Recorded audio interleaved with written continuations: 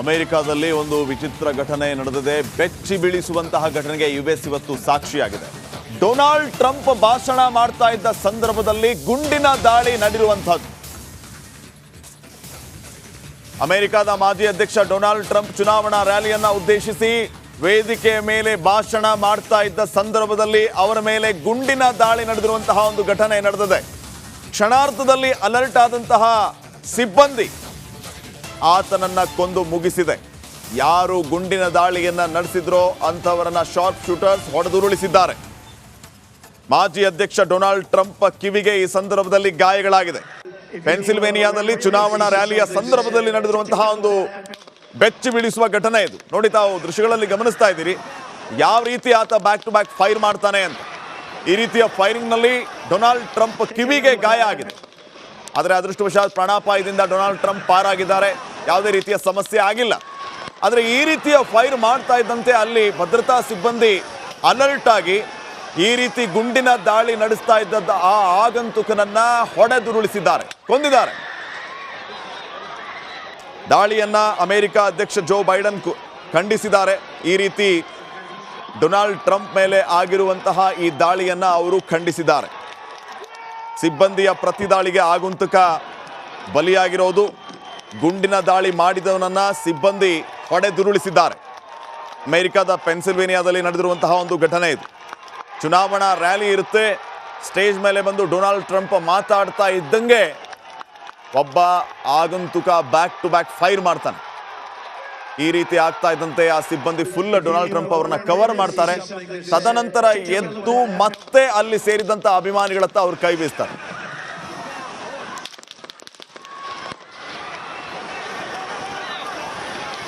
If you want to really see something that's take a look what happened.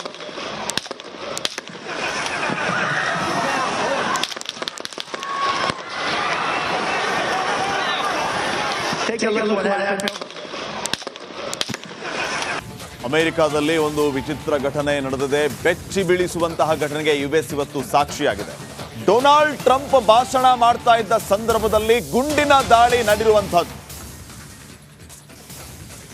ಅಮೆರಿಕದ ಮಾಜಿ ಅಧ್ಯಕ್ಷ Donald Trump ಚುನಾವಣಾ ರ್ಯಾಲಿಯನ್ನ ಉದ್ದೇಶಿಸಿ ವೇದಿಕೆಯ ಮೇಲೆ ಭಾಷಣ ಮಾಡ್ತಾ ಇದ್ದ ಸಂದರ್ಭದಲ್ಲಿ ಅವರ ಮೇಲೆ ಗುಂಡಿನ ದಾಳಿ ನಡೆದಿರುವಂತಹ ಒಂದು ಘಟನೆ ನಡೆದಿದೆ. ಕ್ಷಣಾರ್ಧದಲ್ಲಿ ಅಲರ್ಟ್ ಆದಂತಹ ಸಿಬ್ಬಂದಿ ಆತನನ್ನ ಕೊಂದು ಮುಗಿಸಿದೆ. ಯಾರು ಗುಂಡಿನ ದಾಳಿಯನ್ನ ನಡೆಸಿದ್ರೋ ಅಂತವರನ್ನ ಶಾರ್ಪ್ ಶೂಟರ್ಸ್ ಹೊಡೆದುರುಳಿಸಿದ್ದಾರೆ. ಮಾಜಿ ಅಧ್ಯಕ್ಷ ಡೊನಾಲ್ಡ್ ಟ್ರಂಪ್ ಕಿವಿಗೆ ಈ ಸಂದರ್ಭದಲ್ಲಿ ಗಾಯಗಳಾಗಿದೆ. ಪೆನ್ಸಿಲ್ವೇನಿಯಾದಲ್ಲಿ ಚುನಾವಣಾ ರ್ಯಾಲಿಯ ಸಂದರ್ಭದಲ್ಲಿ ನಡೆದಿರುವಂತಹ ಒಂದು ಬೆಚ್ಚಿ ಬೀಳಿಸುವ ಘಟನೆ ಇದು. ನೋಡಿ, ತಾವು ದೃಶ್ಯಗಳಲ್ಲಿ ಗಮನಿಸ್ತಾ ಇದ್ದೀರಿ ಯಾವ ರೀತಿ ಆತ ಬ್ಯಾಕ್ ಟು ಬ್ಯಾಕ್ ಫೈರ್ ಮಾಡ್ತಾನೆ ಅಂತ. ಈ ರೀತಿಯ ಫೈರಿಂಗ್ ನಲ್ಲಿ ಡೊನಾಲ್ಡ್ ಟ್ರಂಪ್ ಕಿವಿಗೆ ಗಾಯ ಆಗಿದೆ. ಆದರೆ ಅದೃಷ್ಟವಶಾತ್ ಪ್ರಾಣಾಪಾಯದಿಂದ ಡೊನಾಲ್ಡ್ ಟ್ರಂಪ್ ಪಾರಾಗಿದ್ದಾರೆ. ಯಾವುದೇ ರೀತಿಯ ಸಮಸ್ಯೆ ಆಗಿಲ್ಲ. ಆದರೆ ಈ ರೀತಿಯ ಫೈರ್ ಮಾಡ್ತಾ ಇದ್ದಂತೆ ಅಲ್ಲಿ ಭದ್ರತಾ ಸಿಬ್ಬಂದಿ ಅಲರ್ಟ್ ಆಗಿ ಈ ರೀತಿ ಗುಂಡಿನ ದಾಳಿ ನಡೆಸ್ತಾ ಇದ್ದ ಆ ಆಗಂತುಕನನ್ನ ಹೊಡೆದುರುಳಿಸಿದ್ದಾರೆ, ಕೊಂದಿದ್ದಾರೆ.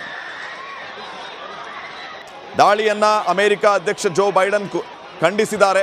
ಈ ರೀತಿ ಡೊನಾಲ್ಡ್ ಟ್ರಂಪ್ ಮೇಲೆ ಆಗಿರುವಂತಹ ಈ ದಾಳಿಯನ್ನ ಅವರು ಖಂಡಿಸಿದ್ದಾರೆ. ಸಿಬ್ಬಂದಿಯ ಪ್ರತಿದಾಳಿಗೆ ಆಗುಂತಕ ಬಲಿಯಾಗಿರೋದು. ಗುಂಡಿನ ದಾಳಿ ಮಾಡಿದವನನ್ನ ಸಿಬ್ಬಂದಿ ಹೊಡೆದುರುಳಿಸಿದ್ದಾರೆ. ಅಮೆರಿಕದ ಪೆನ್ಸಿಲ್ವೇನಿಯಾದಲ್ಲಿ ನಡೆದಿರುವಂತಹ ಒಂದು ಘಟನೆ ಇದು. ಚುನಾವಣಾ ರ್ಯಾಲಿ ಇರುತ್ತೆ. ಸ್ಟೇಜ್ ಮೇಲೆ ಬಂದು ಡೊನಾಲ್ಡ್ ಟ್ರಂಪ್ ಮಾತಾಡ್ತಾ ಇದ್ದಂಗೆ ಒಬ್ಬ ಆಗಂತುಕ ಬ್ಯಾಕ್ ಟು ಬ್ಯಾಕ್ ಫೈರ್ ಮಾಡ್ತಾನೆ. ಈ ರೀತಿ ಆಗ್ತಾ ಇದ್ದಂತೆ ಆ ಸಿಬ್ಬಂದಿ ಫುಲ್ ಡೊನಾಲ್ಡ್ ಟ್ರಂಪ್ ಅವರನ್ನ ಕವರ್ ಮಾಡ್ತಾರೆ. ತದನಂತರ ಎದ್ದು ಮತ್ತೆ ಅಲ್ಲಿ ಸೇರಿದಂತ ಅಭಿಮಾನಿಗಳತ್ತ ಅವ್ರು ಕೈ ಬೀಸ್ತಾರೆ.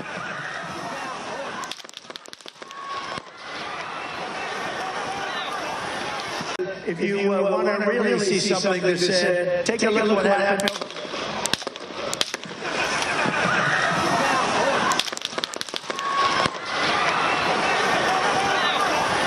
Take a look what happened.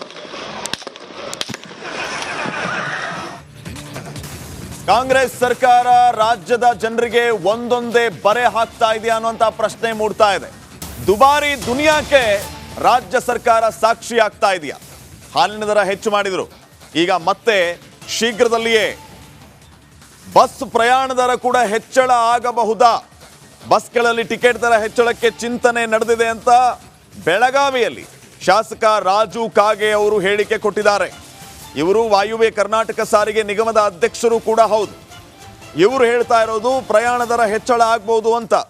ಶಕ್ತಿ ಯೋಜನೆಯಿಂದ ವಾಯುವ್ಯ ಸಾರಿಗೆ ಸಂಸ್ಥೆಗೆ ನಷ್ಟವಾಗ್ತಾ ಇದೆ. ನಾವು ಕೊಟ್ಟಿರುವ ಪಂಚ ಗ್ಯಾರಂಟಿಗಳಲ್ಲಿ ಶಕ್ತಿ ಯೋಜನೆ ಕೂಡ ಒಂದು. ಶಕ್ತಿ ಯೋಜನೆಯಿಂದ ಸಾರಿಗೆ ಇಲಾಖೆಗೆ ನಷ್ಟ ಆಗ್ತಾ ಇದೆ, ಆದರೂ ಸರ್ಕಾರ ಅದನ್ನು ನಡೆಸ್ಕೊಂಡು ಹೋಗ್ತಾ ಇದೆ. ವಾಯುವ್ಯ ಸಾರಿಗೆ ಇಲಾಖೆಗೆ ನಷ್ಟ ಆಗ್ತಾ ಇದೆ. ಹೀಗಾಗಿ ಪ್ರಯಾಣ ದರವನ್ನು ಅನಿವಾರ್ಯವಾಗಿ ಹೆಚ್ಚಳ ಮಾಡಬೇಕಾಗುತ್ತೆ ಅನ್ನೋ ದಾಟಿಯಲ್ಲಿ ರಾಜು ಕಾಗೆ ಅವರು ಮಾತಾಡಿದ್ದಾರೆ. ಅವ್ರು ಏನು ಹೇಳಿದ್ದಾರೆ ಕೇಳೋಣ ಒಂದ್ಸರಿ. ಕೊಡುವ ಚಿಂತನೆಯನ್ನು ನಾವು ಮಾಡ್ತಾ ಇದ್ದೀವಿ. ಮುಂದಿನ ದಿನಗಳಲ್ಲಿ ಮತ್ತೆ ನಾವು ಎಲ್ಲ ಕಡೆ ಬಸ್ಗಳನ್ನು ತೆಗೆದುಕೊಂಡು ನಾವು ಈಗ ಒಂದು ವ್ಯವಸ್ಥೆಯನ್ನು ಮಾಡ್ತಾ ಇದ್ದೀವಿ. ಅದರಲ್ಲದೆ ನಾವು ಈಗ ಟಿಕೆಟ್ ಪ್ರಕರಣೆಯನ್ನು ಹೆಚ್ಚಿಗೆ ಮಾಡಬೇಕು ಅನ್ನೋದು. ಯಾಕಂದರೆ 10 ವರ್ಷ ಆಯ್ತು ನಾವು ಹೆಚ್ಚಿಗೆನೇ ಮಾಡಿಲ್ಲ ರೇಟ್ಗಳನ್ನು. ನಾವು ಡೀಸೆಲ, ಪೆಟ್ರೋಲು ಮತ್ತು ನಮ್ಮ ಆಯಿಲು, ಟಯರು ಎಲ್ಲ ಬಸ್ಸದ ಎಲ್ಲ ಪಾರ್ಟ್ಗಳನ್ನು ಹೆಚ್ಚಾಗಿದ್ದಾವೆ. ಆದಷ್ಟಿಂದ ಸ್ವಲ್ಪ ಟಿಕೆಟ್ ದರನ್ನು ಹೆಚ್ಚು ಮಾಡುವ ಚಿಂತನೆಯನ್ನು ನಾವು ಮಾಡ್ತಾ ಇದ್ದೀವಿ. ಮುಂದಿನ ದಿನಗಳಲ್ಲಿ ಮತ್ತೆ ನಾವು ಎಲ್ಲ ಕಡೆ ಬಸ್ಗಳನ್ನು ತೆಗೆದುಕೊಂಡು ನಾವು ಈಗ ಒಂದು ವ್ಯವಸ್ಥೆಯನ್ನು ಮಾಡ್ತಾ ಇದ್ದೀವಿ. ಅದರಲ್ಲದೆ ನಾವು ಈಗ ಟಿಕೆಟ್ ಪ್ರಕರಣೆಯನ್ನು ಹೆಚ್ಚಿಗೆ ಮಾಡಬೇಕು ಅನ್ನೋದು. ಯಾಕಂದರೆ 10 ವರ್ಷ ಆಯ್ತು ನಾವು ಹೆಚ್ಚಿಗೆನೇ ಮಾಡಿಲ್ಲ ರೇಟ್ಗಳನ್ನು.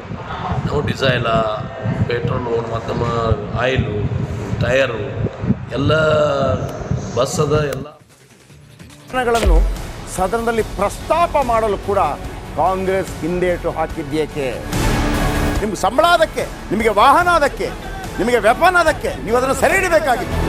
ನೀವು ವಿದ್ಯುತ್ ಬರ ಇದೆ ಅಂತ ಹೇಳ್ತಾ ಇದ್ದೀರಿ, ಎಲ್ಲಿ ಬರ ಇದೆ ನೀವು ಹೇಳಬೇಕು. ಪಾಕಿಸ್ತಾನ್ ಆಕ್ಯುಪೈಡ್ ಕಾಶ್ಮೀರ್ ಅದು ಎಂದೆಂದಿಗೂ ನಮ್ಮದು. 40 ಮೆಷಿನ್ಗಳು ತಂದಿತ್ತು ನೋಟ್ ಎಣಿಸುವುದಕ್ಕೆ, ಅದೇ ಹಾಳಾಗಿದೆ. ಮಥುರಾದ ಗಲಾಟೆ ಇದೆಯಲ್ಲ, ಅದು ಸ್ಥಳೀಯವಾಗಿ ಕೂತು ಪರಿಹರಿಸಬಹುದಾದಂಥ ಕಾನೂನಿದೆ. ಗ್ಯಾರಂಟಿ ಯೋಜನೆಯಿಂದ ನಷ್ಟ ಆಗಿದೆ, ಲಾಭ ಆಗಿದೆ, ದಯವಿಟ್ಟು ಹೇಳಿ. Dawood Ibrahim most wanted criminal ಯಾವಾಗಾದ ಅಂದರೆ ಇಲ್ಲಿ ತನಕ ಭಾರತ ದೇಶದಲ್ಲಿ ಓರ್ವ ದಲಿತ ಪ್ರಧಾನಿಯಾದಂಥ ಇತಿಹಾಸವೇ ಇಲ್ಲ. ರಿಪಬ್ಲಿಕ್ ವರ್ಲ್ಡ್ ಆಪ್ ಇದು ಕೇವಲ ಅಪ್ಲಿಕೇಶನ್ ಅಲ್ಲ, ಸಮಗ್ರ ಸುದ್ದಿಗಳ ಸಂಪರ್ಕ ಮಾರ್ಗಕ್ಕೆ ಕ್ರಾಂತಿಕಾರಿ ಬದಲಾವಣೆ. ರಿಪಬ್ಲಿಕ್ ವರ್ಲ್ಡ್ ಆಪ್ ಕೇವಲ ಸುದ್ದಿ ಅಪ್ಲಿಕೇಶನ್ ಅನ್ನ ಪರಿಚಯ ಮಾಡ್ತಾ ಇಲ್ಲ, ಬದಲಾಗಿ ಡಿಜಿಟಲ್ ಸುದ್ದಿ ಬಳಕೆಯ ಹೊಸ ಯುಗಕ್ಕೆ ನಾಂದಿ ಹಾಡ್ತಾ ಇದೆ. ಇದೊಂದು ಬ್ರೇಕಿಂಗ್ ನ್ಯೂಸ್, ಪ್ರಭಾವಶಾಲಿ ಕಾರ್ಯಕ್ರಮಗಳಿಗೆ ಗಟ್ಟಿಯಾದ ವೇದಿಕೆ. ರಿಪಬ್ಲಿಕ್ ವರ್ಲ್ಡ್ ಅಪ್ಲಿಕೇಶನ್ ಈಗ ಲೈವ್ ಆಗಿದೆ. ಗೂಗಲ್ ಪ್ಲೇ ಸ್ಟೋರ್ ಮತ್ತು ಆಪಲ್ ಆಪ್ ಸ್ಟೋರ್ ಎರಡರಲ್ಲೂ ಲಭ್ಯವಿದೆ. ಈಗಲೇ ಡೌನ್ಲೋಡ್ ಮಾಡಿ.